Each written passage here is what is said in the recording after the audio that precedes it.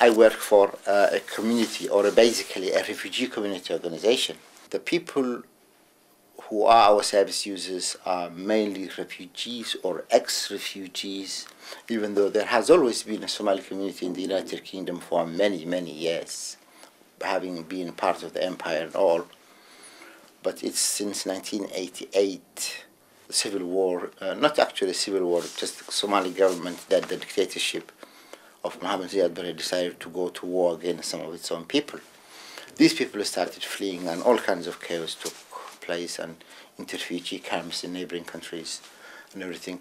And these people ended up being asylum seekers and refugees in many places, including England and Britain.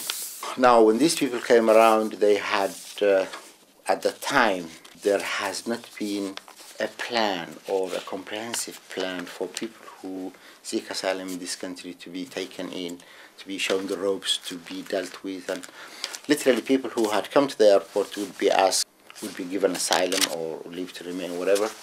And next they would be asked where they would like to go.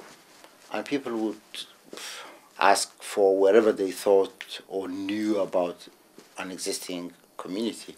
So we had a lot of these people ending up in inner city council estates, usually ending up in poverty, exclusion, unemployment, and all kinds of problems. But then also they had come around with their own baggage of problems, mainly because of post-traumatic distress and related issues.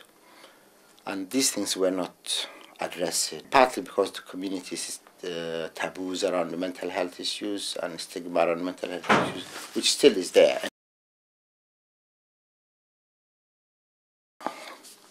This project was started in 1992 as more or less self-help scheme. In 1994 it was constituted into a charity, struggled until 1996 when finally there came around a national lotteries grant for 3 years, which basically put the project on the ground and allowed it to start giving services to the community.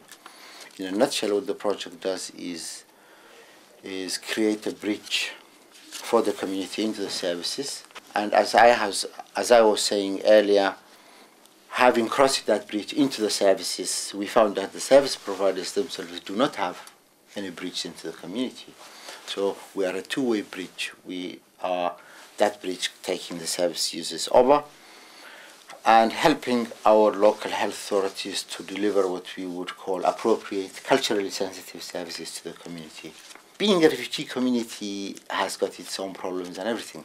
The reason why I have this piece of information now with me is the apparent comparison between the floods and the aftermath and the effects of the floods in Yorkshire is something that is akin to what refugees had experienced in a sense. BBC North has done a survey a year after the floods into how people had fared. Now what it says here is that in May, BBC Yorkshire had done a survey asking, I think maybe about 2,000 people, even though many of them did not answer, about the effects that the floods had on their lives. In total, 84% of the respondents said that they had been affected, their health, in fact, their health had been affected by the floods.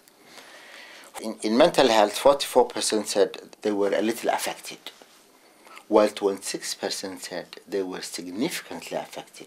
Their mental health was significantly affected as a result of the floods. In their physical health, 42% were a little affected and 24% were significantly affected in their physical health. 32% of the respondents had said that it had a detrimental effect on their family life and relationship. 26% of those people had medication as a result of the floods. Children are left scared of heavy rain. So some of the parallels as to having come through a refugee situation is what seems to be apparent here, and it's one of the things that the bad fortune of the local population in Yorkshire now shows a picture of what had happened to the refugees, because even though we get all the services, and the services are free and available and modern and everything at the point of delivery, still people do have problems because of their experiences